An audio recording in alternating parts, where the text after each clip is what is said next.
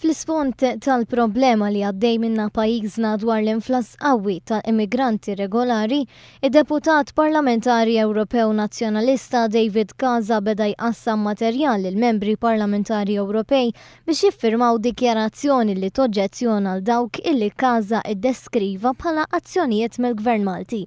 Din id-dikjarazzjoni qed titlob għal kundanna u ċensura tal-Gvern Malti fuq il-pożizzjoni li ħadwar il-problema tal-immigrazzjoni illegali, minkejja li effettivament il-Gvern Malti fl-ebda ħin ma kiżar liġijiet Ewropej, konvenzjonijiet tal-Unjoni Ewropea u organizzazzjonijiet internazzjonali.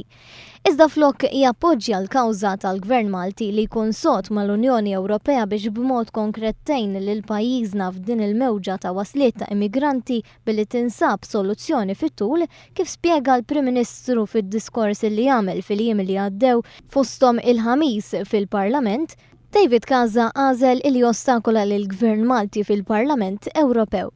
Dan meta l-istess Casa jaf li fil-fatt l-ebda immigranti li waslu Malta ma nbagħtu lura, kontlarju għal dak li kien għamel il-Gvern Nazzjonalista fl-2002. One News xtaq lil David Casa jwieġeb x'kien il-mottiv wara l-inizjattiva li ħa kontra l-Gvern Malti u jekk kienx jaqbel mal-mod kif l-Unjoni Ewropea kienet qed titratta lil pajjiżna fuq l-immigrazzjoni. Iżda David Casa għażel illi jwieġeb hekk. Hello. Hello, Sur Casa. Iva. Doriti Falson minn One News hawnhekk. Hello. Ibgħat li email please għax bħalissa qiegħed meeting. Iż-żewġ mistoqsijiet kollha x'ta se jkolli? Kif talabna batnielu il-mistoqsijiet bil-miktub iżda xorta baqa ma rrispondix minkejja l-attentati li jagħmel biex jieħu vantaġġ politiku, issa David Casa qed jaħrab milli jwieġeb aktar u aktar meta huwa mifhum li d-dikjarazzjoni tiegħu ma sabitx appoġġ fil-Parlament Ewropew.